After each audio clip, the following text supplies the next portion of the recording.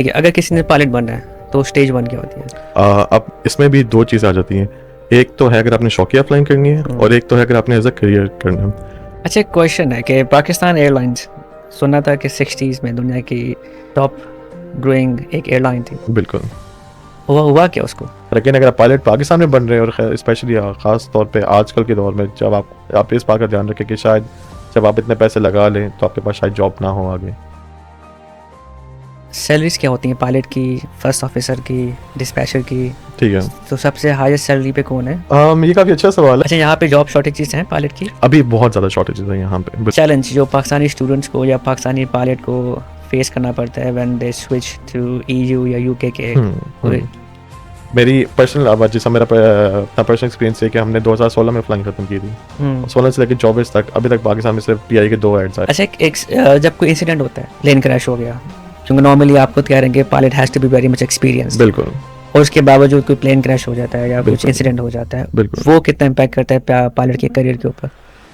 Entry level pilot के लिए पाकिस्तान में इतना स्कोप नहीं है उनके पास अनलेस आपकी सिफारिश हो।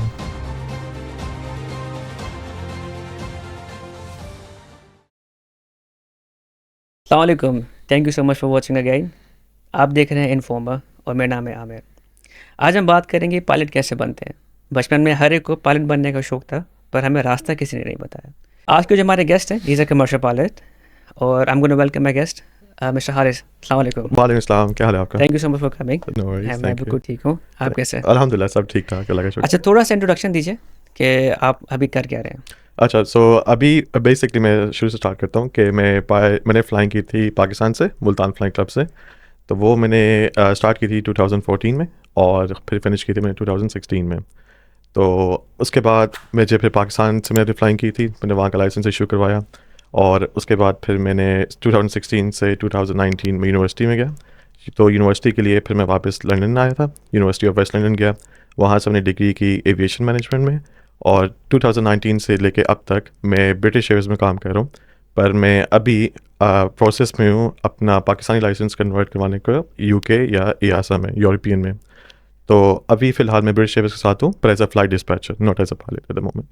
अच्छा, चले एक क्वेश्चन है, what is the difference between flight dispatcher and a pilot? अच्छा, तो फ्लाइट डिस्पैचर बेसिकली क्या करता है आपका कि जितने भी आपका पेपर वर्क होता है और जो भी आपका ग्राउंड का जो काम होता है वो फ्लाइट डिस्पैचर के अंडर आता है। अच्छा। और फ्लाइट डिस्पैचर बेसिकली सारी हेल्प करता है पेपर वर्क की पायलट्स के लिए। तो जब आप एज ए पायलट आप जाते हो कॉकपिट में तो जो भी आपका फ़्लाइट प्लान होता है, जो भी आपकी ब्रीफिंग्स होती हैं, वो मोस्टली आपके पास डिस्पैचर से ही आती इन्फॉर्मेशन। मतलब वो जो को पायलट होता है, थर्ड पायलट जो होता है साहब। को पायलट फर्स्ट ऑफिसर होता है। सो बेसिकली 2 पायलट्स होते हैं, एक फर्स्ट ऑफिसर और ठीक एक कैप्टन। तो इन दोनों का जो प्री वर्कलोड जो होता है जब वो फ्लाइट डेक पे आते हैं तो इनको जो ब्रीफिंग पैक दिया जाता है मेनली वो फ्लाइट डिस्पैचर से आता है।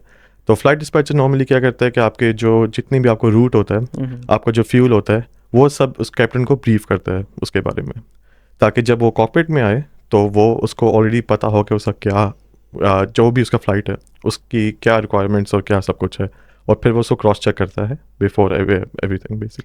ठीक है, अगर किसी ने पायलट बनना है तो स्टेज 1 क्या होती है? अच्छा, तो स्टेज 1 इसकी सबसे पहले अगर आप इनिशियल से स्टार्ट करें तो मैं बोलूँगा सबसे पहले अपना मेडिकल करवाएं। अब इसमें भी 2 चीज़ें आ जाती हैं। एक तो है अगर आपने शौकिया फ्लाइंग करनी है और एक तो है अगर आपने एज अ करियर करना है। तो रिगार्डलेस आपने जोन से भी करना हो, आपको मेडिकल सबसे पहले करवाना पड़ेगा। तो काफ़ी लोग ये होता है कि I think in general public में अवेयरनेस नहीं है शायद, कि लोग कहते तो हैं पायलट बनना है, पर अगर तो खुदा न खास्ता आपका मेडिकल नहीं पास होता तो फिर आप ऑब्वियसली आप नहीं बन सकते पायलट। मेडिकल की कंडीशन क्या है? कंडीशन सिंपल है, मतलब क्या क्या पास होना चाहिए? लिटरली नॉर्मल है, क्या कहते हैं, नॉर्मल मेडिकल है। उसमें आपका ब्लड, यूरिन, आई टेस्ट और इस तरह की चीज़ें, कोई बहुत ज़्यादा एडवांस नहीं है। तो एज लॉन्ग एज आप फिट एंड हेल्दी हैं, आपका BMI ठीक है, आप ज़्यादा ओवरवेट भी नहीं है और आप कलर आपकी आई साइट ठीक है और आपका ब्लाइंड विजन नहीं है, तो that's the main thing. BMI कितना होना चाहिए? BMI I think BMI matter करता है, वेरी टू वेरी करता है हर बंदे पे। नहीं, मैंने तो PI के अच्छे खासे हेल्दी पायलट देखे। वो आई थिंक कैप्टन हो गए, पर एज लॉन्ग एज आप BMI के अंदर अंदर हो तो ठीक रहता है। अच्छा, पर अगर आप कैप्टन हो जाए तो फिर डजंट मैटर। नहीं, रूल्स तो सबके सेम ही है। पर मेरे कहने का मतलब है कि अगर आप थोड़ा से भी ओवरवेट हैं तो एज लॉन्ग एज आपके बाकी पैरामीटर्स ठीक है, आपके ब्लड प्रेशर, आपकी शुगर लेवल्स और इस तरह की चीज़ें, तो इतना मैटर नहीं करता। पर आप आपको एक किस्म की लिमिटेशन लग जाती है कि you have to reduce your weight by the next medical. ठीक है। तो मेडिकल का मैं थोड़ा सा एक और बता दूं कि अंडर द एज ऑफ 40 आपका हर साल मेडिकल होता है, ठीक है। और जैसे आप 40 प्लस कर जाते हैं तो आपका एवरी 6 मंथ्स मेडिकल होता है। ठीक और है। अनलेस यू टर्न 65, पर फिर मैटर फिर वेरी करता है कि एयरलाइन टू एयरलाइन, क्योंकि रिटायरमेंट एज क्या है। अभी जितना मुझे पता है 65 है, पर ओके। PIA का मैं कुछ कह नहीं सकता स्पेसिफिकली, या पाकिस्तान का, बिकॉज वो फिर क्या करते हैं लाइफ कॉन्ट्रैक्ट पे। टाइम। नहीं, लाइफ टाइम तो नहीं खैर, पर वो लोग फिर कॉन्ट्रैक्ट पे ना 65 के बाद करते रहते हैं, unless they are just physically done कि नहीं हमारी बस होगी है। ठीक है। अच्छा, तो पीआई पे हम बाद में जी जी स्टेज 2 मतलब मेडिकल के बाद ठीक है कि कोर्सेज कौन से ले, कोई स्टूडेंट ठीक बनना है। चाह रहा है किसी, या किसी ने आना पायलट में बनना चाहता है, तो स्कोप है, करियर है, तो कैसे शुरू कर सकता है? अच्छा, तो मैं पाकिस्तान से शुरू करता हूँ, क्योंकि ऑब्वियसली मैंने पाकिस्तान से फ्लाइंग की। तो सबसे पहला स्टेप आपका, रिगार्डलेस आप यहाँ पे फ्लाइंग करें या पाकिस्तान में करें, आपका पहला स्टेप है PPL क्या होता है? Private pilot licence. तो ठीक है। प्राइवेट पायलट लाइसेंस से आपके पास प्रिविलेज है कि आप खुद जहाज़ उड़ा सकते हैं, ऑब्वियसली छोटा जहाज़, ज़्यादा बड़ा भी जहाज़ भी नहीं, हम्म। और वो होते हैं 50 आवर्स। तो जब आप 50 आवर्स करते हैं तो आपको PPL इशू हो जाता है, और उसके लिए आपने वही 7 एग्ज़ाम्स पास करने हैं।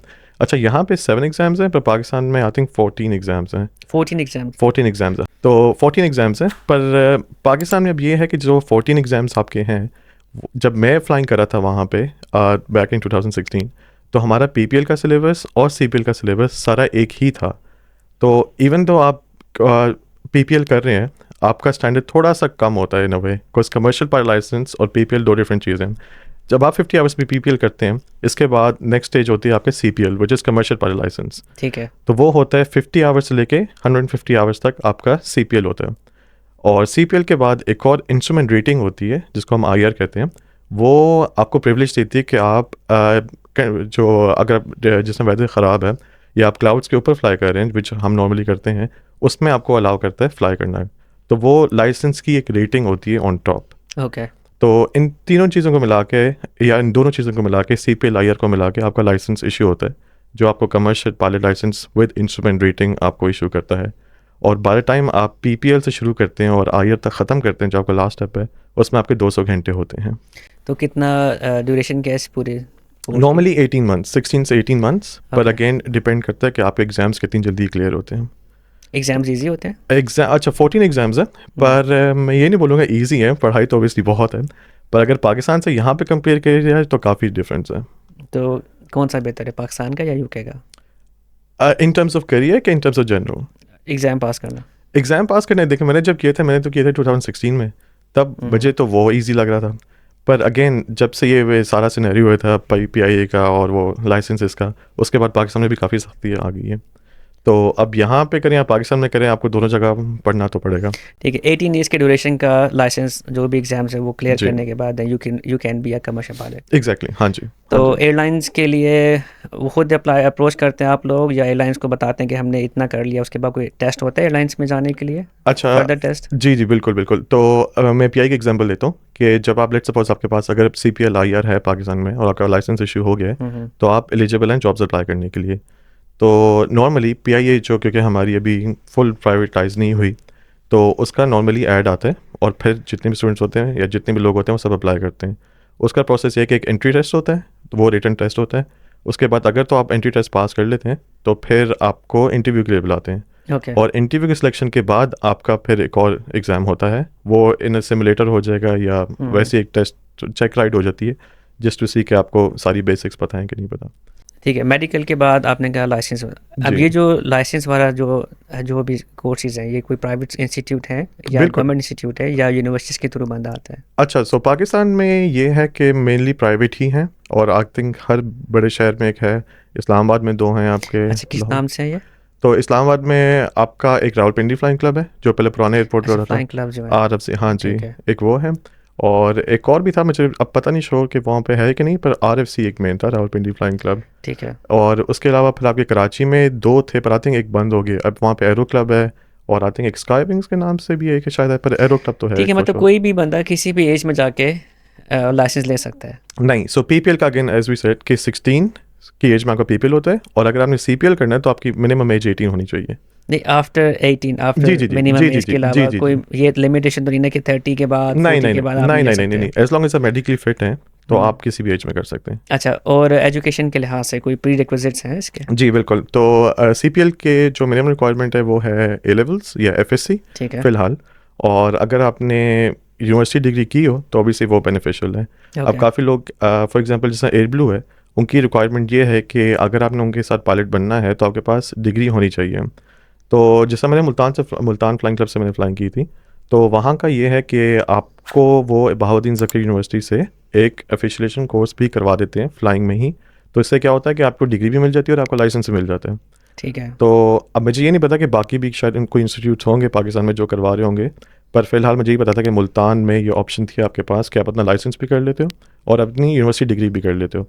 तो उससे आपको ये हेल्प होती है कि जब आप फॉर एग्जांपल अगर ए ब्लू में वैकेंसी आती है तो आप पूरी इनकी रिक्वायरमेंट्स मीट कर लेते हो। अच्छा, डिग्री की आपने बात की, तो यूनिवर्सिटी डिग्री जो है वो अब काफ़ी यूनिवर्सिटी जो एरोस्पेसिंग और एवियोनिक्स वगैरह इंट्रोड्यूस करा रहे हैं, तो बिल्कुल। वो डिग्री इससे रिलेटेड है या जनरल डिग्री करके बंदा कर सकता है आप CPL? जनरल डिग्री करके भी कर सकते हैं, आपको किसी स्पेसिफिक बैकग्राउंड से नहीं होना चाहिए। ओके। पर ऑब्वियसली आपने जिस तरह कहा, अगर आप एवियोनिक्स या किसी एविएशन डिग्री से हैं या तो ऑब्वियसली वो आपको कुछ सर्टेन डिग्री हेल्प कर देगी थोड़ी फंडामेंटल अंडरस्टैंडिंग के लिए, पर आप किसी भी बैकग्राउंड से हो तो जो सकते हो। लोग ये डिग्री कर रहे हैं, एवियोनिक्स कर रहे हैं जी या aerospacing engineering, I don't know what kind जी ऑफ जी। दे कर रहे हैं, तो इसका स्कोप क्या है? ये किस चीज़ में जा रही है?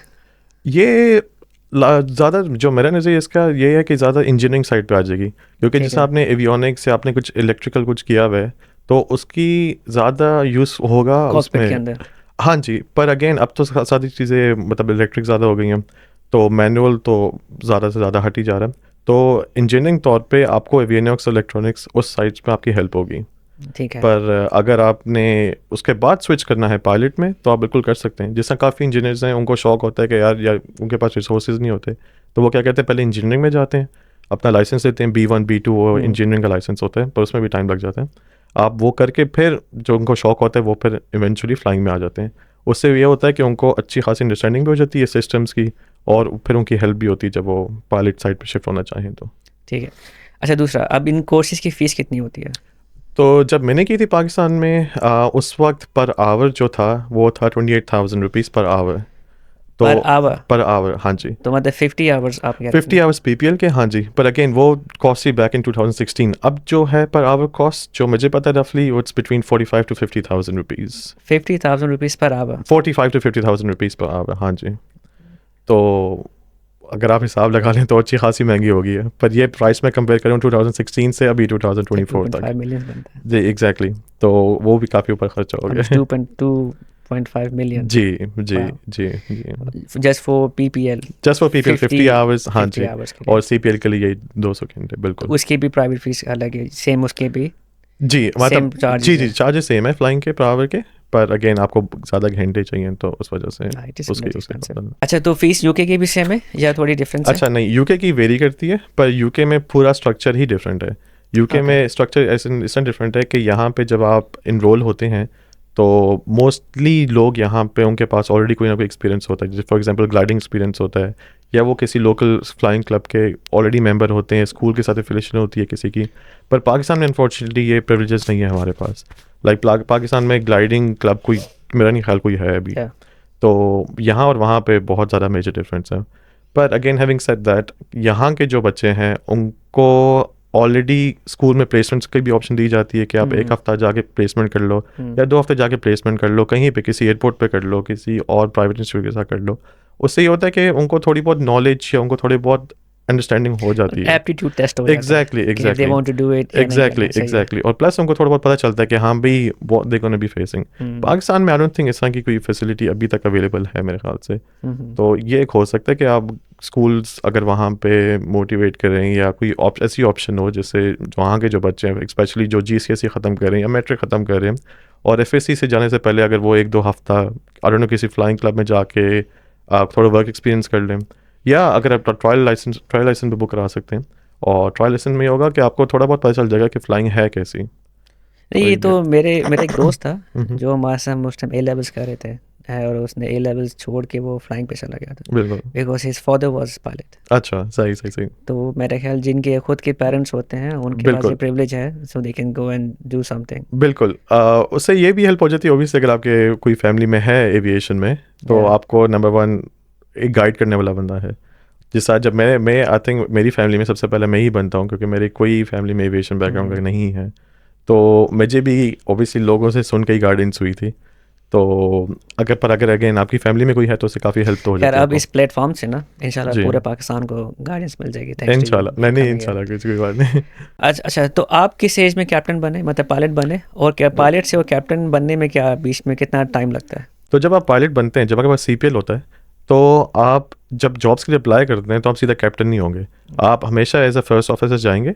जो फर्स्ट ऑफिसर का रोल क्या होता है कि वो पायलट की हेल्प करता है, क्योंकि पायलट ज़्यादा एक्सपीरियंस होता है। उसको शेडो करता है? उसको शेडो इन अ वे आप शेडो कह सकते हैं, हाँ। ठीक पर है अगेन आप भी इक्वली उतने ही रिस्पॉन्सिबल हैं जितना कैप्टन रिस्पॉन्सिबल है ठीक है। For flight safety. और फर्स्ट ऑफिसर क्या करता है कि जो ऑब्वियसली जब आप जाते हो नए जहाज़ में, तो आपकी ट्रेनिंग तो हुई होती है, but there still a lot to learn on job. आपको सिमुलेटर में काफ़ी ट्रेनिंग्स देते हैं, सब कुछ सिखाते हैं, पर जब आप एक्चुअल जहाज़ में जाते हो तो ऑब्वियसली आप गलतियाँ ना करो, या आप गलतियाँ करो भी तो कैप्टन आपको करेक्ट कर सके। तो आपका मेन काम ये होता है फर्स्ट ऑफिसर का कि आपने कैप्टन की हेल्प करनी है। तो फर्स्ट ऑफिसर और कैप्टन में ज़मीन आसमान का फ़र्क है। Even though they both share equal responsibility, पर captain is the ultimate person जिसके पास पूरी अथॉरिटी और पूरी फ्लाइट सेफ्टी की ठीक है। इंचार्ज है। और फ्लाइट फर्स्ट ऑफिसर से कैप्टन बनने में एक्सपीरियंस ज़्यादा काउंट होता है, और एक्सपीरियंस का मतलब फ्लाइट आवर्स। कितने आवर्स मिनिमम चाहिए होते हैं? मिनिमम कैप्टन बनने के लिए आपको 1500 आवर्स चाहिए। ओके और फर्स्ट ऑफिस, और जब आप ग्रेजुएट होते हो फ्लाइंग क्लब से, तो नॉर्मली आपके पास 200 घंटे होते हैं। ठीक है तो जो आपका प्रोसेस होता है 200 घंटे से लेके 1500 घंटे तक, इसमें आप अपना एक्सपीरियंस बिल्ड करते हो। और लेट्स सपोज आपके 1500 आवर्स हो जाते हैं, तो उसके बाद एक चीज़ होती है फ्रोजन ATPL। तो फ्रोजन ATPL जिसका मतलब होता है एयर ट्रांसपोर्ट पायलट लाइसेंस। तो CPL से एयर ट्रांसपोर्ट पायलट लाइसेंस जब आपका वो इशू हो जाता है, तो फिर आप कैप्टन के लिए एलिजिबल होते हो। ओके। तो ये प्रोसेस है उसका। अच्छा, तो पाकिस्तान एयरलाइंस में आपने काम किया? नहीं, मैंने पाकिस्तान एयरलाइंस में भी काम नहीं किया, पर मैंने अप्लाई किया था ज़रूर। पर अगेन PI के 2 एड्स आए थे, पर उन दोनों में हम लोग मतलब जब अप्लाई किया था तो मेरा नहीं हो सका था उसमें। तो अभी आप पर किस एयरलाइन के लिए आपने अभी मैं काम ब्रिटिश किया? एयरवेज के लिए हूँ, पर एज अ फ्लाइट डिस्पैचर। तो अभी मेरा फ्यूचर प्लान ये है कि इंशाल्लाह मैं प्रोसेस में हूँ अपना पाकिस्तानी लाइसेंस कन्वर्ट करवाने में। EASA जो यूरोपियन लाइसेंस है वो कन्वर्ट करवाने के प्रोसेस में हूँ। इंशाल्लाह जब वो हो जाएगा उसके बाद फिर मैं एलिजिबल हूँ जॉब्स अप्लाई करने के लिए। ठीक है। अच्छा, ये वाला जो प्रोसीजर है, ये जो आप स्विच करा रहे हैं जी, Pakistan license into EU EASA EASA EASA license जी के जी अंदर, जी जी। तो इस प्रोसीजर को तो एक्सप्लेन करें। अच्छा, ये काफ़ी सवाल को लोग मुझसे सवाल पूछते हैं, और ये काफ़ी अच्छा सवाल भी है। बेसिकली जब अगर आपके पास UK रेजिडेंसी या आपके पास कोई यूरोपियन रेजिडेंसी है, तो मैं डेफिनेटली आपको रिकमेंड करूँगा। इसका प्रोसेस ये है कि आपके पास जैसा मैंने किया था, मैंने पाकिस्तान से फ़्लाइंग की थी क्योंकि उस वक्त वहाँ पे सस्ती थी। और जो ये कन्वर्जन प्रोसेस होता है ये फिर आपको थोड़ा कम हो जाता है। पर मेन प्रोसेस ये है कि आपने फिर से आके 14 एग्ज़ाम्स दोबारा देने हैं, आपने UK अथॉरिटी के या EASA के, ओके बिकॉज यहाँ पे भी उनकी एक प्रीरिक्विजिट रिक्वायरमेंट्स हैं। ठीक है। तो उसके बाद आपको फ्लाइंग आवर्स इतने नहीं करने पड़ते क्योंकि आपके पास ऑलरेडी 200 घंटे हैं। उसका फिर प्रोसेस ये है कि आपने एक दफ़ा 14 एग्ज़ाम्स कर लिए, अगेन यहाँ पे भी आप मेडिकल करवाएं, और मेडिकल करवा के उसके बाद फिर आपको सिर्फ चेक देना पड़ता है, फ्लाइंग एज रिक्वायर्ड है। तो आपको 200 घंटे फिर से दोबारा नहीं करने। आपको सिर्फ ये करना होगा कि आपने जाके अपने किसी भी यहाँ पे फ्लाइंग स्कूल में रजिस्टर हो, और आपने सिर्फ चेक देना है, जो CPL चेक उसे कहते हैं। ठीक है। तो वो इन अ वे आपका बेसिकली लाइसेंस, अगर आप CPL चेक पास कर लेते हैं, जो मोस्टली लोग कर लेते हैं, उसके बाद आपका लाइसेंस इशू हो जाता है यहाँ पे। अच्छा, ये सिर्फ पाकिस्तानियों के लिए या सबके लिए? नहीं, सबके लिए यही रिक्वायरमेंट्स है मेनली। ठीक है। हाँ तो जी अच्छा, पाकिस्तान की ये जो अभी एक न्यूज़ आई थी कि PI के पायलट्स या कैप्टन विदाउट लाइसेंस एयर उन्होंने फ्लाई किया, जी। तो उससे कोई इम्पैक्ट हुआ है पाकिस्तानी उससे पायलट्स की इमेज के ऊपर या एक बिल्कुल रेपुटेशन के ऊपर? बिल्कुल बिल्कुल बिल्कुल काफ़ी ज़्यादा इम्पैक्ट हुआ है। उससे ये हुआ है कि जिस तरह अभी मैं अपनी लाइसेंस, जो मेरा लाइसेंस तो पाकिस्तानी है, तो जब मैं यहाँ की अथॉरिटी को अप्लाई करता हूँ, तो पहले तो अगर मुझे एक डॉक्यूमेंट चाहिए था उसको प्रूव करवाने के लिए, मुझे 3-4 डॉक्यूमेंट चाहिए। ठीक है अब वो डॉक्यूमेंट आपका एम्बेसी से भी टेस्ट होता है। अब वो डॉक्यूमेंट आपका वहाँ से यहाँ की सिविल एविएशन, वहाँ की सिविल एविएशन को कॉन्टैक्ट करती है, ठीक और है। वो मेक श्योर करते हैं कि ये एक्चुअली safe, लेजिट पायलट है, और हम्म। इसका कोई ऐसा कोई बैकग्राउंड नहीं है। ठीक है। तो वो प्रोसेस बैक एंड फोर्थ जो कम्युनिकेशन है, और जो आप ये सारी ख्वारी है एम्बेसी जो अपना डॉक्यूमेंटेशन टेस्ट कराओ, तो वो यहाँ एज एन ओवरसीज़ पाकिस्तानी वो फिर बहुत लंबा प्रोसेस हो जाता है। डॉक्यूमेंटेशन के अलावा कोई एग्जाम्स के अंदर? एग्ज़ाम्स के अंदर भी हाँ बिल्कुल फ़र्क है। यहाँ पे आपको बाय द बुक और बहुत ब्रॉड नॉलेज चाहिए। पाकिस्तान में हमारे पास एक क्वेश्चन बैंक था, हम मेनली उसी से तैयारी करते थे, और फिर हम अपने एग्ज़ाम्स देते थे। पर यहाँ पे भी वैसा सिमिलर है, पर आपको यहाँ पे ब्रॉड नॉलेज चाहिए है लाजमी। बिकॉज यहाँ पे और पाकिस्तान की फ्लाइंग में बहुत ज़्यादा डिफरेंस है। ठीक है। अच्छा, आपने कहा कि वो पाकिस्तानी जो यहाँ के जिनके पास कोई रेजिडेंसी है, जी अब वो पाकिस्तान जिसके पास कोई रेजिडेंसी नहीं है एंड दे जी want to come to UK, जी। वो कैसे करें? इफ़ आई एम ऑनेस्ट, उसका भी तरीका है कि आप स्टूडेंट वीज़ा अप्लाई कर सकते हो। फॉर एग्जांपल जैसे यहाँ पे भी प्राइवेट फ्लाइंग स्कूल्स हैं, आप उनको as an international student apply करते हो और फिर वो आपको एलिजिबल आपको वीज़ा दे सकते हैं। मतलब स्टूडेंट वीज़ा के स्टूडेंट ऊपर वीज़ा आके जी, यहाँ पे इन अ वे फ्लाइंग करें। आप यहाँ पे फ्लाइंग करें। पर उसका ये है कि जब आप फ्लाइंग ख़त्म करेंगे तो फिर आपके पास यूके का लाइसेंस होगा फॉर एग्जांपल, पर आप वापस पाकिस्तान जाके फिर आप एलिजिबल अप्लाई नहीं कर सकते। आपको फिर पाकिस्तान जाके कन्वर्जन करनी पड़ेगी उस लाइसेंस की, पाकिस्तान लाइसेंस के अंदर पाकिस्तानी लाइसेंस के नहीं, अंदर। अगर किसी के पास यूके लाइसेंस आ गया जी। एंड देन दे अप्लाई है किसी भी एयरलाइंस के अंदर, तो उनको नहीं मिल सकता? जितना मुझे पता है उसके लिए स्पॉन्सरशिप चाहिए होगी, पर अगेन आजकल जितनी शॉर्टफॉल है पायलट्स की वो वेरी करता है, क्योंकि हर मुल्क चाहता है कि उनके पायलट्स और उनके जो स्टूडेंट्स हैं वो पहले आएँ या उनके सिटीजन्स पहले आएँ, उसके बाद बाकी कोई सिटीजन आए। ठीक है। तो as a Pakistani passport holder आपको फिर यहाँ के लिए स्पॉन्सरशिप चाहिए होगी और शायद एयरलाइन आपको स्पॉन्सर ना कर सके। और कोई प्राइवेट एविएशन क्लब जो होते हैं? वो आपको स्पॉन्सर कर सकते हैं, पर अगेन अगर उनके पास शॉर्टफॉल है तो वरना वो अपने लोग ही प्रेफर करेंगे यूके के, क्योंकि उनको कोई वीज़ा कॉस्ट नहीं देनी पड़ती और कोई स्पॉन्सरशिप कॉस्ट नहीं देनी पड़ती, तो इस वजह से। तो आप क्या रिकमेंड करते हैं, स्कोप है इस फील्ड का पाकिस्तान में कि यहाँ पे? यहाँ पे? ऑफकोर्स यहाँ पे पाकिस्तान में, यहाँ मतलब जी। ओवरऑल एक स्कोप है इस फील्ड का? पाकिस्तान में मेरे ख्याल से अभी स्कोप नहीं है फ़िलहाल, क्योंकि वहाँ पे जो मेनली आपकी पीआईए थी जो पहले कैडेट पायलट्स लेती थी, पर अगेन प्रॉब्लम ये हो जाती है कि अगर आपके पास जॉब ही नहीं है तो आप एक्सपीरियंस कहाँ से लेके आओगे? तो ये मेनली पाकिस्तान में ये शॉर्टफॉल है। पर अगेन अभी कुछ हैं एयरलाइंस जैसा एयर सयाल हो गई या फ्लाई अरेबिया हो गई, वो पायलट्स को वेलकम कर रही है कि अगर आप जाके, एक चीज़ होती है टाइप रेटिंग, और टाइप रेटिंग का मतलब ये होता है कि जब आपका CPL इशू हो जाता है तो अगर आपने कोई स्पेसिफिक जहाज़ उड़ाना है, आप जाके खुद उसकी टेक्निकल इन्फॉर्मेशन लेके आएँ, आप खुद जाके उसका टेस्ट पास करें और फिर आप आके अगर एयरलाइंस से अप्लाई करें तो फिर वो आपको रख सकते हैं, पर उसकी कॉस्ट भी बहुत ज़्यादा है। मतलब फर्स्ट ऑफिसर भी नहीं बन सकते? फर्स्ट ऑफिसर आप तभी बनते हैं जब आपको एयरलाइन रख लेती है, तब आप वो फर्स्ट ऑफिसर बनते हैं। हाँ जी। ठीक है।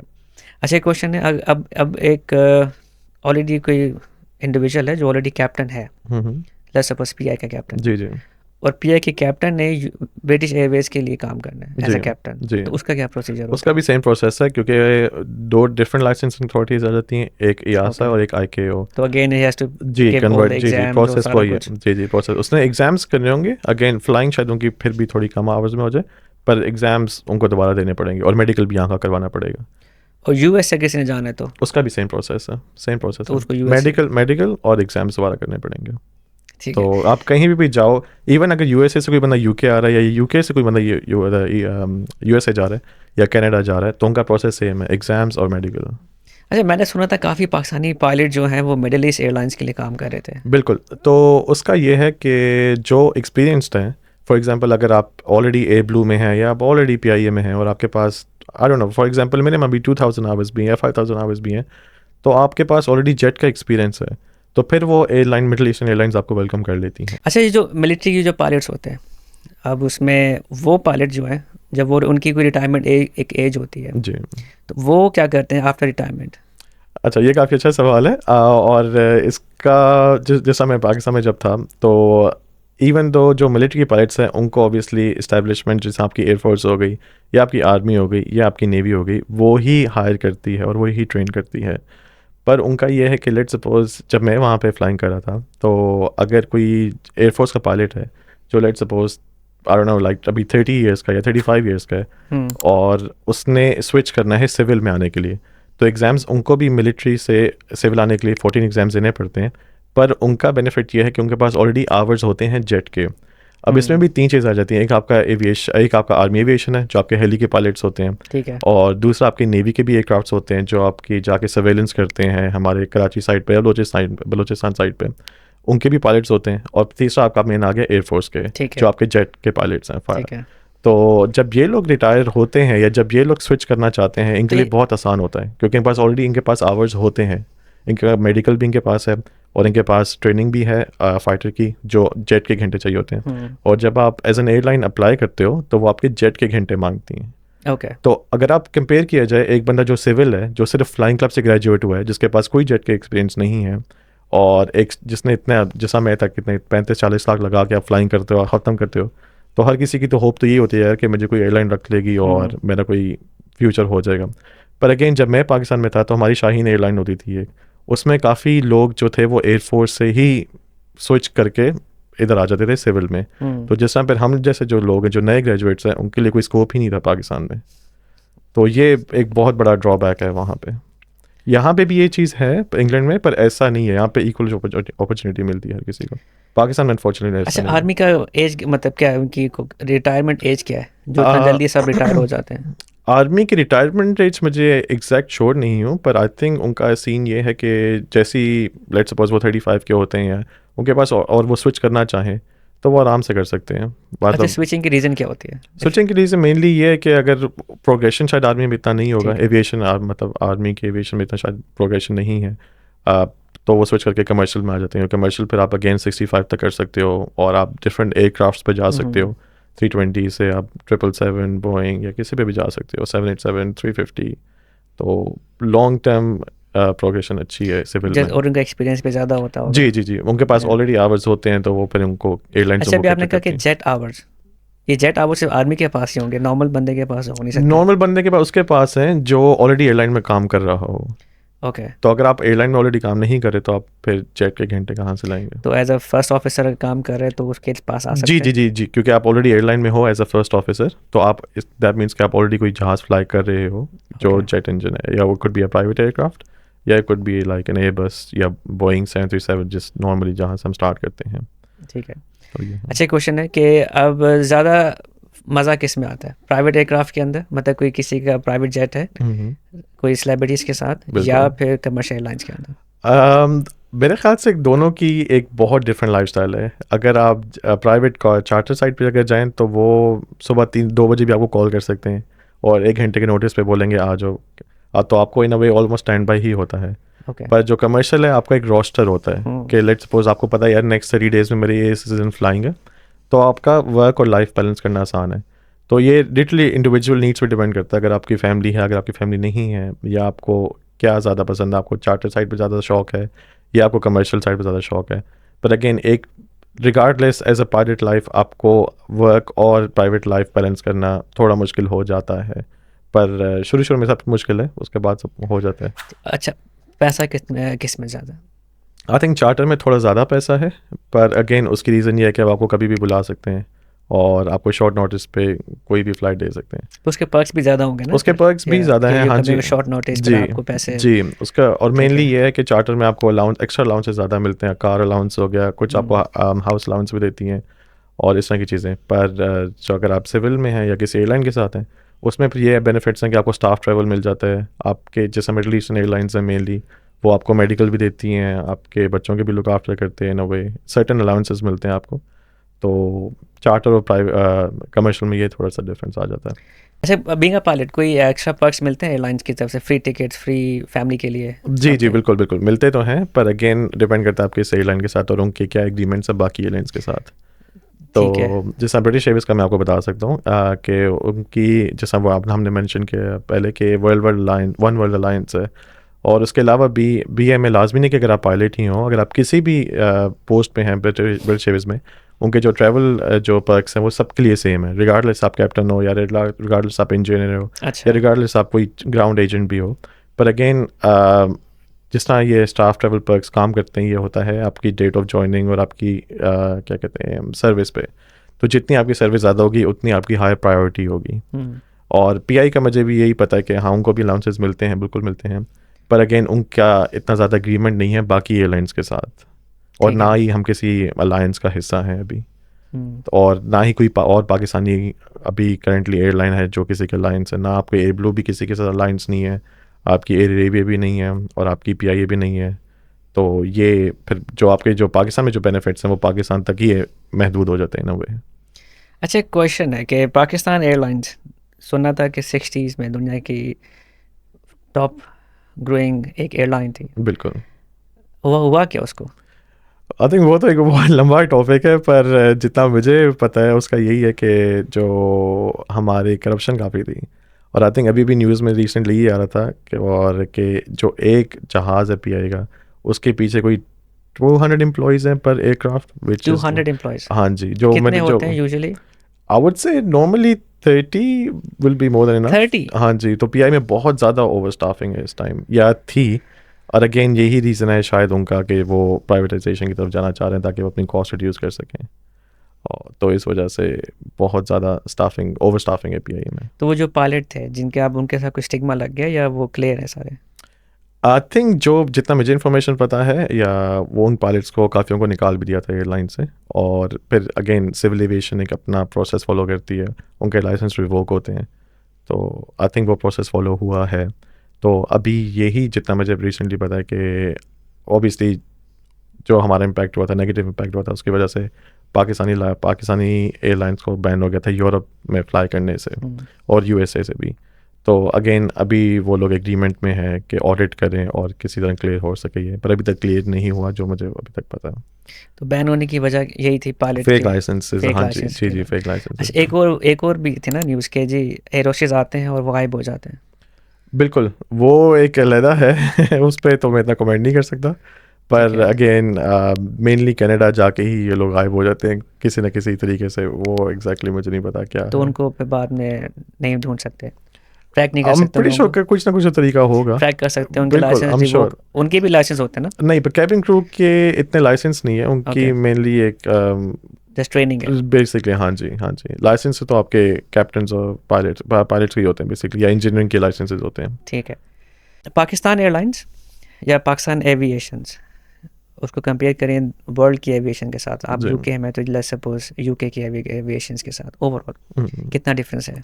ओह, बहुत ज़्यादा डिफरेंस है, और आई थिंक उसकी रीज़न एक ये है कि सिक्योरिटी रीजंस, हमारे पाकिस्तान में सिक्योरिटी रीजंस की वजह से बहुत रिस्ट्रिक्ट हो जाते हो आप। पर again as compare to UK, यहाँ पे भी रिस्ट्रिक्शंस हैं, पर यहाँ पे जनरल एविएशन बहुत ज़्यादा है, और यहाँ पे प्रोसीजर्स और पॉलिसीज़ बहुत फॉलो की जाती हैं एज़ कम्पेयर टू पाकिस्तान। ठीक तो है। यहाँ पे फ्लाइंग करने का आई थिंक डिफरेंट फ्लाइंग है यहाँ से कंपेयर करें और पाकिस्तान से कंपेयर करें तो। अच्छा ठीक है, अब कोई नया बंदा कोई पायलट बनना चाह रहा है, तो how can you help them? मेरा सबसे पहले एडवाइस उनकी होगी कि आप बेशक मेडिकल करवाने से पहले भी, अगर आप लेट्स सपोज आपने जीसीसी किया और आपका है माइंड कि आपने यार एविएशन में ही जाना है, आप 1-2 घंटे जाके अपने लोकल फ्लाइंग क्लब, कोई भी हो सकता है, पाकिस्तान में इतने ज़्यादा हैं, आप जाके 1-2 घंटा, हम उसे कहते हैं as a fun flying, as a trial flying, आप जाओ, आप जाके एक्सपीरियंस करो को यार ये आपके लिए है कि नहीं है। वो अलाउ कर देते हैं इस तरह? बिल्कुल अलाउ करते हैं, हाँ जी, बिल्कुल अलाउ करते हैं आपको। अगर आप किसी भी एविएशन स्कूल से, फ्लाइंग क्लब से बात कर लें, आपको मोर देन वो आपको केटर कर लेते हैं मोस्ट ऑफ देम, और आप जाके लाजमी फ़्लाइंग करें। पर इस बात का ध्यान रखें कि फ़्लाइंग एज़ अ करियर और फ़्लाइंग एज़ अ शौक बहुत दो डिफरेंट चीज़ें हैं। काफ़ी लोग कहते हैं कि यार 1-2 घंटे फ़्लाइंग करके कि यार चलो हमें मज़ा आया, पर जब आप लॉन्ग टर्म अगर सोचें इसका, तो ये बहुत दो डिफरेंट चीज़ें हैं, एज़ अ फ़्लाइंग और एज़ अ शौकिया फ़्लाइंग, और एज़ अ कमर्शियल अगर साइड पे जाना हो आपने। तो क्या मतलब थोड़ा डिफाइन करें, क्या मतलब मज़ा नहीं आता या नहीं नहीं नहीं, थक ऑब्वियसली जाता है? ऑब्वियसली आई थिंक फ़्लाइंग का ये है कि फ़्लाइंग जॉब नहीं, फ़्लाइंग एक पैशन है। तो अगर तो हाँ। आप में वो पैशन है, तो फिर तो आप इंजॉय करेंगे रिगार्डलेस। पर अगर आप में वो पैशन नहीं है, तो फिर तो वो आप थोड़ी देर आपकी बस हो जाएगी कि यार क्या मतलब हर वक्त। और दूसरा, काफ़ी लोग ये समझते हैं कि फ़्लाइंग में इतनी पढ़ाई नहीं है, पर आपको ये याद रखना पड़ेगा कि नंबर 1, 14 एग्ज़ाम्स तो हैं ही हैं, वो तो बेसिक एग्ज़ाम्स हैं जो आपकी बेसिक आपको लाइसेंस इशू करने के लिए चाहिए। पर अगेन जब आप एयरक्राफ्ट चेंज करते हैं, फॉर एग्जांपल जब आप A320 पे होते हैं, जो अभी entry level kind of mainly जो जहाज़ है, उससे जब आप अपनी डिफरेंट एयरक्राफ्ट पे जाते हैं, जिस तरह एयरबस के डिफरेंट हो गए, फॉर एग्जांपल A320 से आप A340 भी जाते हैं, या आपने डबल डेकर देखा होगा A380। Yeah. तो जब भी आप जहाज़ मूव करते हैं, आपको अगेन उसके लिए एग्ज़ाम्स पास करने पड़ते हैं, उसके लिए आपकी सिमुलेटर में ट्रेनिंग होती है, उसके लिए आपकी टेक्निकल रिक्वायरमेंट आपको पूरी चाहिए होती है। तो इसमें भी पढ़ाई बहुत है। काफ़ी लोग समझते हैं, यार काफ़ी लोगों को बताया जाता है नेगेटिवली कि यार इतनी पढ़ाई नहीं है फ्लाइंग में, और सिर्फ घूमना फिरना काफ़ी ग्लैमरस है। ऐसा इतना भी नहीं है। अच्छा, कोई ऐसा मिसकंसेप्शन है बीइंग अ पायलट जो लोगों को लगता है कि पायलट ये करते हैं या ये होता होगा, कोई ऐसा मिसकंसेप्शन जो आपने सुना होगा? बिल्कुल, उनको लगता है कि यार ये बस जहाज़ उड़ता है, ऑटो पायलट करते हैं, और सब कुछ ऑटो पायलट पे ही उड़ता है। अच्छा। तो मेनली लोग ये है कि पायलट करते क्या है यार, कुछ भी नहीं, जहाज़ टेक ऑफ ऑटो पायलट पे लगाया है। आजकल इतनी क्या कहते हैं टेक्नोलॉजिकल एडवांसमेंट है कि पायलट को कुछ करना नहीं पड़ता। पर आप ये नहीं सोचते कि पायलट की जॉब तभी स्टार्ट होती है जब चीज़ें ख़राब होना शुरू होती है। वैसे आपका बात तो इलेक्ट्रिक टेक्निकल ठीक ही है बिल्कुल बिल्कुल बिल्कुल, वो बात कि ठीक है, मतलब पर कुछ करना पड़ता नहीं, ऑटो पायलट पे ही है। वो बात ठीक है, पर अगर आप देखा जाए तो आप सिस्टम पे इतना ज़्यादा रिलाई भी नहीं कर सकते। अगर सिस्टम फेल है, अगर एक सिस्टम कोई फेल हो जाता है और कोई इनकरेक्ट रीडिंग्स आ रही हैं, तो उसके लिए सिस्टम तो कुछ नहीं कर सकता ना। अपने एज अ पायलट जो आपकी ट्रेनिंग है फिर वही तो तब काम आती है। तो आपको जो पायलट बनने के पैसे मिल रहे हैं वो इन्हीं चीज़ों के लिए तो मिल रहे हैं कि यार जब चीज़ें रॉ ख़राब होती है, सिस्टम पे आप रिलाई नहीं कर सकते, तो आप अपने बेसिकली जो आपका अपना एक्सपीरियंस है Yeah, of course. या जो भी आपकी अपनी पढ़ाई है, तो फिर वो तभी काम आती है। तो मेनली मिसकंसेप्शन यही है कि यार पायलट ऑटो पायलट पे लगा के आराम से सो जाते हैं और 10 मिनट पहले जहाज़ यूँ लैंड कर लेते हैं। इतना ऐसा बिल्कुल भी नहीं है। अच्छा, कोई इम्पैक्ट टेक्नोलॉजी की एडवांसमेंट्स की वजह से? बिल्कुल। अगर आप कंपेयर किए जाए तो पहले जैसे आपको पता था कि 3 पायलट्स होते थे या 2 पायलट्स होते थे, Yeah. लेकिन इंजीनियर होता था Yeah. पुराने ज़मानों में। पर अब सब कुछ इतना एडवांस हो गया कि अब आप अगर तो आप फ्यूचर देखे जाएँ तो फ्यूचर में तो ये भी है कि वो लोग कुछ लोग कह रहे हैं, मैं इसके पर्सनली अगेंस्ट हूँ, कि सिंगल पायलट ऑपरेशन होंगे। Okay. तो क्योंकि इतना लोग डिपेंडेंट हो रहे हैं टेक्नोलॉजी पे कि वो कहते हैं कि यार हमें 2 पायलट नहीं 1 पायलट चाहिए। पर अगेन मेरे ख्याल से ये चीज़ को इम्प्लीमेंट होने में और कस्टमर सेटिस्फैक्शन के लिए, उनके कॉन्फिडेंस के लिए ये चीज़ अभी बहुत दूर है, मेरे अपने पर्सनल ओपिनियन में। अच्छा, important question, what is are pros and cons for this career? Pros and cons mainly number 1 ये है कि फैमिली लाइफ आपकी बहुत मिनिमल हो जाती है। देखिए, आपने पर- कहा नहीं, जब आपके बरोटा होगा तो फिर आप मेंटेन कर सकते बिल्कुल बिल्कुल आप कर सकते हैं, पर अगेन उसमें भी क्या हो सकता है कि जैसा आप किसी कंट्री से दूसरी कंट्री में फ्लाई करते हैं और वहाँ जाके आपका जहाज़ फॉर एग्जांपल टेक हो जाता है, कोई टेक्निकल फॉल्ट आ जाता है, तो उसमें ये हो सकता है कि आपका फिर थोड़ा बहुत रोस्टर चेंज हो जाता है। हैं। ओके। और ये काफ़ी last minute obviously unexpected circumstances होते हैं जिसमें आपको ये हो जाए। तो उससे फिर ये होता है कि आपका ऑब्वियसली जो बाकी रोस्टर है वो 1-2 दिन चेंज हो जाएगा। तो इस तरह अगर आपको कोई फैमिली कमिटमेंट थी या आपका कोई फैमिली कुछ था तो फिर आप उस पर नहीं जा सकते। सेकेंडली अगर आप जैसा ईद हो गई या रमज़ान हो गए या रोज़े हो गए, उसमें भी आपको फ्लाइंग तो करनी ही है। आपने तो ऑल ईयर राउंड फ्लाई करनी है। आप ऑब्वियसली छुट्टियां बुक करा सकते हैं अगर कोई स्पेसिफिक ओकेजन और आपको टाइम ऑफ चाहिए हो, पर अपार्ट फ्रॉम दैट आपकी कोई इतनी कमर्शियल मतलब जो आपकी अगर आप मैरिड हैं तो उसके लिए थोड़ा मुश्किल हो सकता है। तो आप ये कह रहे हैं कि टाइम का मसला है? टाइम का मसला तो ये नहीं, तो डिपेंड हर करता फील्ड में वैसे है। होता है। बिल्कुल बिल्कुल। हाँ, अगर आप डॉक्टर्स का भी देख लें, वो लोग भी Yeah. बेचारे कितने लंबे घंटे करते हैं और Yeah. उनका भी रात को नाइट ड्यूटीज उनकी भी हमारे हैं। यहाँ भी ऐसे है, जब इस पीक टाइम होता है तो हमें भी छुट्टी अलाउ नहीं होती। बिल्कुल बिल्कुल ऐसा तो है, पर अगेन आपको ये पता कि यार चलो आपने मंडे टू फ्राइडे जॉब करनी है, आपका सैटरडे संडे फ्री है ही है। हमारा कोई सैटरडे संडे नहीं है, हमारा मंडे टू संडे एक ही है इन वे। मतलब 7 डेज फ्लाई करते हैं? 7 डेज फ्लाई नहीं करते, आपका लिमिटेशंस होती हैं इसमें भी। पर अगेन अगर आपका लेट्स सपोज आप यहाँ से पाकिस्तान से कनाडा जा रहे हैं या यूके से कनाडा जा रहे हैं, तो अगेन अगर आपने 18 आवर्स की फ़्लाइट की उसके बाद आपको मिनिमम रेस्ट होता ही होता है, और वो वेरी करता है कि आपने कितना ड्यूरेशन फ्लाई किया और क्या रेस्ट है। अच्छा, कितना ड्यूरेशन फ्लाई करते हैं नॉर्मली पायलट का? मतलब क्या उनका रोटा होता क्या है? अगेन डिपेंड करता है। अगर लेट्स सपोज आपको मैं एग्जांपल देता हूँ कि अगर आप आई डोंट नो अगर आप यूके से जा रहे हैं सब ऑस्ट्रेलिया यूके जा से रहे हैं, पाकिस्तान हम जा रहे हैं, यूके से पाकिस्तान जा तो रहे हैं, एक तो उसमें पायलट normally- है तो वो उसको कितने दिन फ्लाई करना पड़ेगा? तो 8 घंटे की आप ड्यूटी कर सकते हैं, पर अगेन इसमें भी as an airline to airline vary करता है। कुछ लोग 10 घंटे भी करते हैं और एयरलाइन ठीक है, एज लॉन्ग एज आपके एक सर्टेन अमाउंट ऑफ आवर्स होते हैं वो एक्सीड ना कर सकें। मुझे भी एग्जैक्टली याद नहीं कितने हैं, पर रेस्ट पीरियड भी आपका लाजमी है उसमें। सबसे इम्पोर्टेंट क्वेश्चन, सैलरीज क्या होती हैं पायलट की, फर्स्ट ऑफिसर की, डिस्पैचर की? ठीक है, तो सबसे हाईएस्ट सैलरी पे कौन है और सैलरी पैकेजेस क्या होते हैं लोगों के? और सबसे हाईएस्ट तो पायलट्स ही हैं ऑब्वियसली। पायलट का मतलब कैप्टन जो है, क्योंकि ऑब्वियसली उसका एक्सपीरियंस ज़्यादा है और उनकी सर्विस भी ज़्यादा होती है। तो अगर आप मुझसे पूछें तो जो प्राइवेट एयरलाइंस हैं पाकिस्तान में, तो उनकी जो फर्स्ट ऑफिसर की सैलरी है फ़िलहाल जितना मुझे पता है वो 7 से 8 लाख है एज अ स्टार्टिंग। ये मंथली होती है? ये मंथली होती है। Okay. जी जी जी। और जिस तरह आपकी पीआई है उसकी थोड़ी कम है, जितना मुझे पता है उसकी 4 से 5 लाख है, क्योंकि वो प्राइवेट नहीं है, वो भी द गवर्नमेंट है। और जो आपके कैप्टन्स हैं उनकी तो फिर सैलरीज काफ़ी ऊपर तक जाती हैं, लाइक 20-20 लाख भी महीने की जाती हैं। जो क्योंकि कैप्टन की सैलरी जो कैप्टन्स की सब पाकिस्तान में जी पर मंथ, एक्सपीरियंस कैप्टन बिल्कुल बिल्कुल बिल्कुल 20 लाख भी से ऊपर भी हैं, पर 20 लाख तो मिनिमम में आप रख लें माइंड में कितनी तो आपकी है पर मंथ। ओके। और अगर इधर आए यूके साइड पे? यूके साइड पे अगर आप फर्स्ट ऑफिसर देखें तो जैसा ईजी जेट हो गई या BA होगी या राइनर होगी, इसमें आपकी स्टार्टिंग सैलरी होगी समवेयर बिटवीन 35 से 45। ये बेसिक है। इसके ऊपर आपको 35 to 45? स्टार्टिंग है ये, पर Okay. इसकी बेसिक सैलरी है, पर इसके बाद आपको ऊपर शिफ्ट अलाउंसेस और वो सब भी मिलते हैं। ठीक है। तो उसके वो एयरलाइन टू एयरलाइन वेरी करती है, पर आप कुल मिला के लेट सपोज कह लें कि आपकी 50 तक चली जाती है, 45 से 50 ईजीली चली जाती है as a starting first officer. Okay. और यही अगर आप कैप्टन हैं, फॉर एग्जांपल अगर आपकी डिपेंड करता है अभी कितनी साल की सर्विस है, पर कैप्टन की सैलरीज 150,000 तक भी जाती हैं, 120,000 तक भी जाती हैं पर ये तो फिर भी कम है। पर आई थिंक फ्लाइंग के लिहाज से अच्छी है, 120,000 नहीं, और क्योंकि उसके ऊपर 50,000। टैक्स नेट भी देखा ना, हाँ जी, राकेट टैक्स, 60% का जी टैक्स जी आ जी गया, फिर भी जी कम जी, है मेरी नज़र तो में उस लिहाज से कम तो है। पाकिस्तान वाले बेहतर नहीं है इस लिहाज से। पर अगेन पाकिस्तान में टैक्सेशन शायद इतनी फॉलो नहीं होती ना, लेकिन यहाँ पे तो 2 मिलियन ऑलमोस्ट एक कैप्टन कमा रहा है बिल्कुल पाकिस्तान में, which is way too much than UK. Exactly ये है, बिल्कुल है तो सही, पर अगेन टैक्स पैकेज का डिफरेंस आ जाता है ना, Yeah. तो यहाँ का और पाकिस्तान में टैक्स पैकेज तो बहुत डिफरेंट है। और यूएसए में कितना होगा, कोई आइडिया है आपको? यूएसए का आइडिया मुझे नहीं, इतना नहीं है, नहीं मुझे यूके में यूएसए, कनाडा, यूरोप का? नहीं, उनका भी ज़्यादा ही है, पर मुझे एग्जैक्टली अमाउंट नहीं पता उसकी। मतलब ये मिथ थी कि अपने से ज़्यादा कमाते हैं। नहीं नहीं नहीं, यहाँ पे भी बहुत कमाते हैं। अभी अच्छा। जिस तरह शॉर्टफॉल है बीए में, वहाँ पे एक एक पायलट को वो लोग पर घंटा 100 पाउंड भी दे रहे हैं ऑन टॉप, सिर्फ यहाँ से 1 घंटे के लिए 100 पाउंड। और कुछ ऐसे भी हैं जो उनको 8-8 हज़ार भी दे रहे हैं कि यार आप हमारे लिए फ़्लाइट ऑपरेट करो, क्योंकि शॉर्टेजेस बहुत हैं।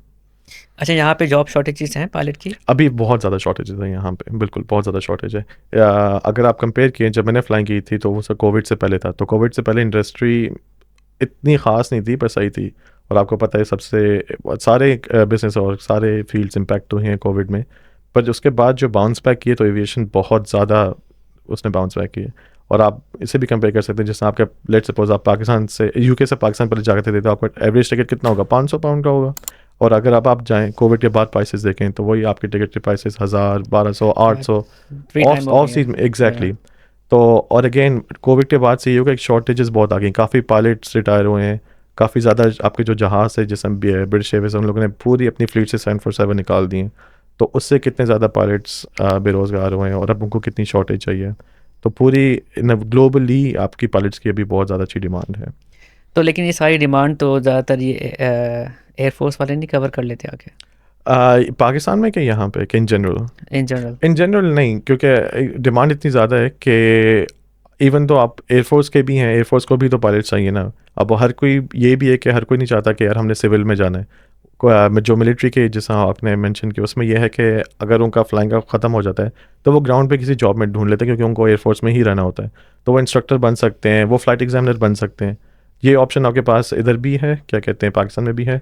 आप लाजमी नहीं है कि आपने फ़्लाइंग करके, या आपके पास अगर आप मिलिट्री से हो या एविएशन से हो, आपने सिविल में जाना हो, आप कहीं भी जा सकते हो। आप ग्राउंड पे आके एज अ ग्राउंड इंस्ट्रक्टर बन जाओ, आप फ्लाइट एग्जामिनर बन जाओ, बहुत ऑप्शंस हैं आपके पास। अच्छा, पाकिस्तान में जो भी पायलट हैं, जब वो मतलब अपने फ्लाइंग एक्सपीरियंस से ख़त्म, जो भी फ्लाइंग टाइम जो होता है उनका ख़त्म हो जाता है, जी, या वो रिटायर हो जाते हैं, उसके बाद क्या रिटायरमेंट एज के, वैसे ये तो बताएं। रिटायरमेंट एज तो 65 तो है। 65 के बाद बंदा क्या करेगा वैसे? 65 के बाद बंदा बस फिर कुछ खास कर नहीं सकता। पर अगेन अगर तो आप चाहें तो आप क्या कर सकते हैं कि आप किसी फ्लाइंग क्लब में एज इंस्ट्रक्टर लग जाएं। 65 के बाद? 65 के बाद आप ग्राउंड इंस्ट्रक्टर बन सकते हैं ना। आप अगर ग्राउंड इंस्ट्रक्टर के लिए तो आपको कोई मेडिकल नहीं चाहिए, तो आप अपनी कोई आप पढ़ा सकते हैं किसी को, या आप सिम इंस्ट्रक्टर बन सकते हैं। तो सिम इंस्ट्रक्टर भी है, पर अगेन पाकिस्तान में मुझे नहीं पता शायद इतना कुछ हो, पर यहाँ पे तो उसका स्कोप है कि आप लोग क्या करते हैं कि जब रिटायर होते हैं तो किसी लोकल फ्लाइंग क्लब जो है वहाँ पे आके वो ग्राउंड स्कूल के एग्ज़ाम एक ग्राउंड स्कूल की इंस्ट्रक्टर बन जाते हैं, या फ़्लाइट एग्जामिनर बन जाते हैं। और पर पाकिस्तान में मेजॉरिटी जो लोग क्या करते हैं, और मेरे भी काफ़ी जो कोलीग्स उन्होंने यही किया था कि जिस आपकी फ़्लाइंग ख़त्म होती है उसके बाद एक चीज़ होती है फिट्स, जो हमारा फ़्लाइट इंस्ट्रक्टर ट्रेनिंग कोर्स होता है। तो काफ़ी लोग अपना एक्सपीरियंस बिल्ड करने के लिए, अपने आवाज़ बढ़ाने के लिए वो कोर्स करके और फिर एज एन उसी फ्लाइंग क्लब में या किसी और फ्लाइंग क्लब में एज इंस्ट्रक्टर जॉब कर लेते हैं। उससे आपको बेनिफिट ये होता है कि आपको अपनी जेब से कोई पैसे नहीं देने पड़ते फ़्लाइंग के, क्योंकि ऑब्वियसली आपको फ़्लाइंग क्लब हायर कर रहा है, और आप अपना एक्सपीरियंस बिल्डअप कर सकते हैं या अपने आवर्स इंक्रीज़ कर सकते हैं उस बेसिस पे, ठीक है। फ्लाइंग इंस्ट्रक्टर के बेसिस पे। अच्छा, ट्रेनिंग से रिलेटेड एक क्वेश्चन है, जो आपका कोर्स होता है उसमें फ्लाइंग रूट क्या होता है, और एयरलाइंस मतलब एयरक्राफ्ट कौन से होते हैं? बिल्कुल बिल्कुल। अच्छा, तो जैसा मैंने पाकिस्तान से जब फ्लाइंग की थी तो हमारे पास वहाँ पे मेनली सिंगल इंजन एयरक्राफ्ट हैं, और उसमें पाइपर्स आ जाते हैं और सेस्नास आ जाते हैं। सेस्ना 150, सेस्ना 172 और PA-28, ये सारे बहुत लाइट एयरक्राफ्ट ट्रेनिंग एयरक्राफ्ट्स हैं। जैसा मैंने मुल्तान से फ्लाइंग की, तो आपकी पहले क्या होता है कि आपके फर्स्ट 20 आवर्स या फर्स्ट 30 आवर्स या इवन फर्स्ट 15 आवर्स आपको ट्रेन किया जाता है कि आप जनरल हैंडलिंग जहाज़ की संभालो। और उसके बाद एक चीज़ होती है जो सोलो, जो हर पायलट के एक बहुत बड़ा एक काइंड ऑफ मैं कहता हूँ अचीवमेंट होती है।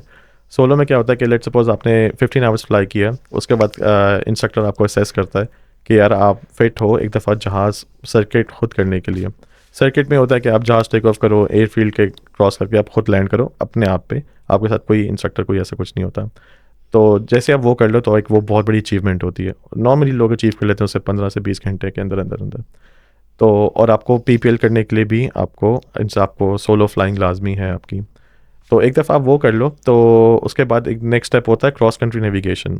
तो जैसा मैं मुल्तान में था, हमारी जो नेविगेशन थी, हम लोग लाहौर भी जाते थे, हम लोग आपका बहावलपुर, रहीम या खान, हमारी ये डीजी खान, डीआई खान, हमारी ये नेविगेशंस फॉलो होती थी, ये रूट फॉलो होते थे हमारे। ठीक है। इसका रीज़न ये है कि बेसिकली आपको एक चार्ट मैप दिया जाता है और आप अपने रेफरेंसेस क्रॉस चेक करके आप नेविगेट करते हो बेसिकली विजुअली नीचे देख के कि हाँ भी यार ये शहर आ गया, अब ये शहर आ गया, अब ये रेलवे ट्रैक है।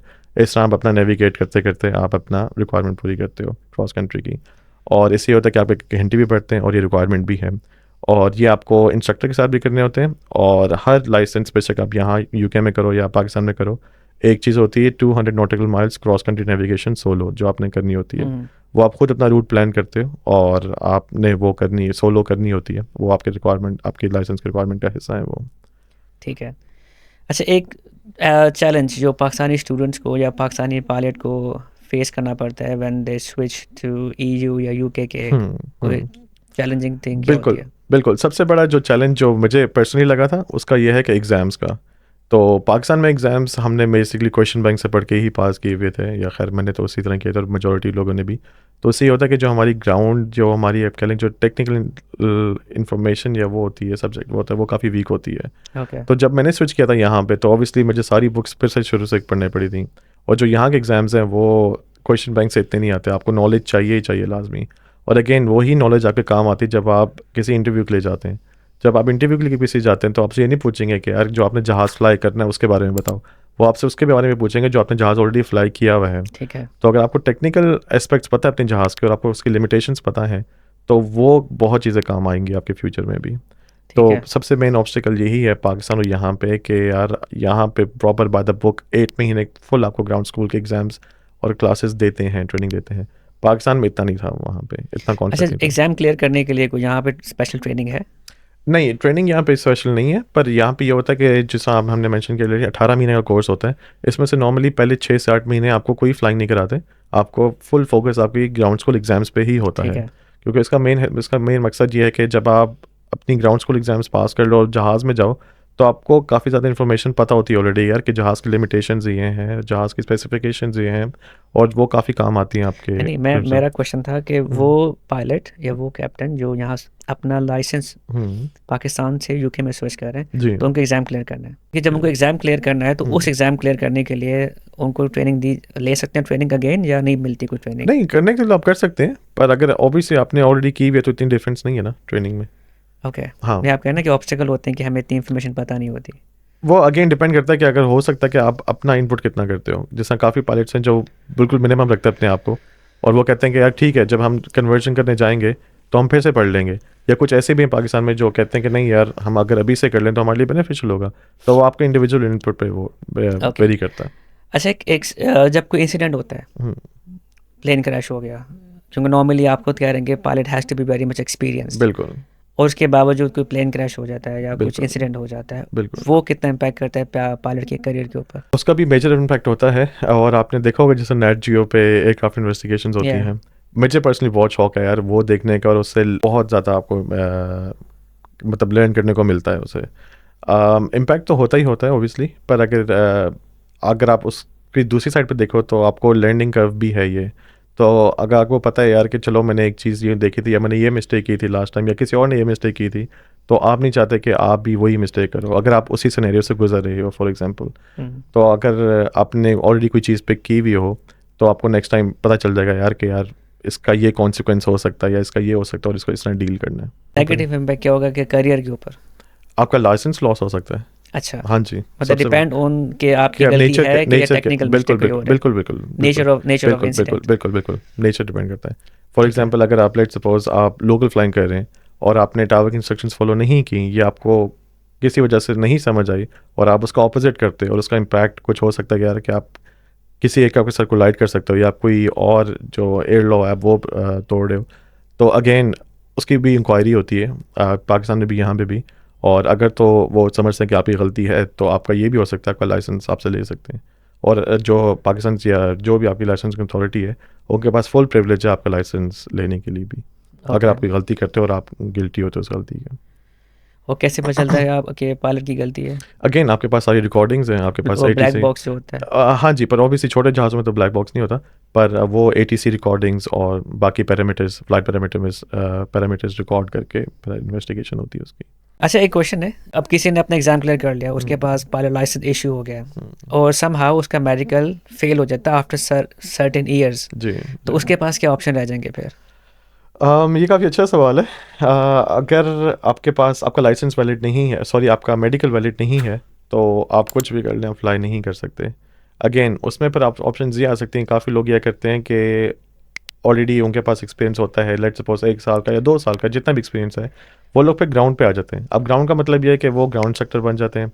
ग्राउंड का ये भी मतलब हो सकता है कि वो एयरलाइन में फिर और किसी, अगर तो उनको एयरलाइन और ऑफ़र करती है, तो वो किसी भी फ़्लाइट ऑपरेशंस में जा सकते हैं।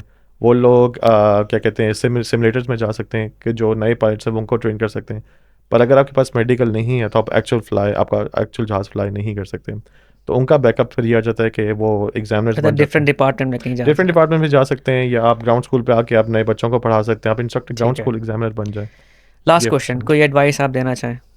मेरी एडवाइस ये होगी कि ये जो भी पायलट बनना चाह रहे हैं, सबसे पहले अपना मेडिकल करवाएं, और उसके बाद आप कम से कम 5 घंटे, मेरी मेरी पर्सनल रिकमेंडेशन है, आप एक भी कर सकते हैं, 2 भी कर सकते हैं, पर एटलीस्ट 5 घंटे आप एयरक्राफ्ट को फ्लाई करें, कोई सा भी एयरक्राफ्ट, कोई सा भी ट्रेनिंग एयरक्राफ्ट, और देखें कि आपके लिए है कि नहीं है। बिकॉज अगेन अगेन जैसा मैंने पहले कहा था कि फ़्लाइंग एज ए कमर्शियल और फ्लाइंग एज ए शौकिया बहुत 2 डिफरेंट चीज़ें हैं। पाकिस्तान में अगर आप फ्लाइंग करते हैं एज अ शौकिया, तो उस लाइसेंस का मेरे ख्याल से इतना फ़ायदा नहीं है, क्योंकि वहाँ पे जो आपकी रिस्ट्रिक्शंस और लिमिटेशंस हैं, आप अकेले जहाज़ फ्लाई, शायद ही आपको कोई फ्लाइंग क्लब दे। पर अगेन यूके में आपके पास ये प्रिविलेजेस हैं कि आप अपना जहाज़ लेके आप वीकेंड पे कहीं चले जाओ, या अपनी फैमिली के साथ, जैसे यहाँ पे काफ़ी लोग करते हैं कि फ्रांस चले गए 1 दिन के लिए अपना जहाज़ पे, तो वो शौकिया अपने फ्लाइंग जहाज़ होती है। पे मतलब? मतलब आप अपना जहाज़ भी खरीद सकते हैं यहाँ अच्छा पे। अच्छा अच्छा, मतलब हाँ अपना जी, प्राइवेट जहाज़, अपना ठीक है। जहाज़, जी जी, अच्छा, मुझे बिल्कुल लगा कि बिल्कुल। मैं फ्लाइंग के दौरान आपको जहाज़ वो एलोकेट कर देते हैं, आप वो भी कर सकते हैं, हाँ, वो भी कर कि सकते हैं मतलब वो आप अपना। आप उनसे रेंट रेंट कर सकते हैं ना, फ्लाइंग क्लब से। आप ओके। अपना जहाज़ रेंट कर सकते हैं। लेट्स सपोज़ आप बोलो यार कि मैं आपको 10 घंटे के लिए मैं जहाज़ बुक कराना चाहता हूँ।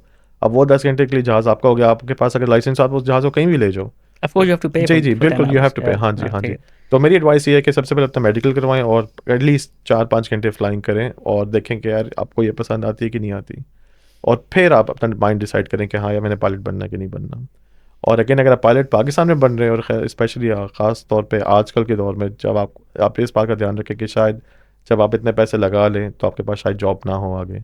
मेरी पर्सनल, अब जैसा मेरा अपना पर्सनल एक्सपीरियंस है कि हमने 2016 में फ़्लाइंग ख़त्म की थी, हम्म। और 16 से लेकर 24 तक अभी तक पाकिस्तान में सिर्फ पीआई के 2 एड्स आए थे। और जो मेनली जो पायलट्स होते हैं, जो ग्रेजुएट होते हैं, उनके पास जितने, जिस समय जो मेरे जैसे के पास इतने ज़्यादा घंटे नहीं हैं अभी एंट्री लेवल पायलट के लिए, पाकिस्तान में इतना स्कोप नहीं है उनके पास, अनलेस आपकी सिफारिश हो, जो आपस की बात है। सिफारिश है तो आपका हो जाएगा, नहीं है तो सही आप है। कुछ नहीं होगा आपका। Okay, thank you so much. I hope आपको काफ़ी कुछ समझ आ गई होगी, काफ़ी कुछ पता चल गया होगा। और अगर आपके पास कोई क्वेश्चंस हैं इसी से रिलेटेड, या आपके पास कोई सजेशंस हैं, या मज़ीद कुछ आप पूछना चाहते हैं, तो आप नीचे डिस्क्रिप्शन के अंदर हमारे ईमेल एड्रेस है और हमारे पेज का लिंक है, आप जाएँ, हमें ईमेल करें, मैसेजेस करें, एंड हम हारिस आपको दोबारा बुला सकते हैं और आपके जितने भी क्वेश्चंस हैं उनके हम आंसर कर सकते हैं। Thank you so much for watching again, and wait for another video next week. Thank you.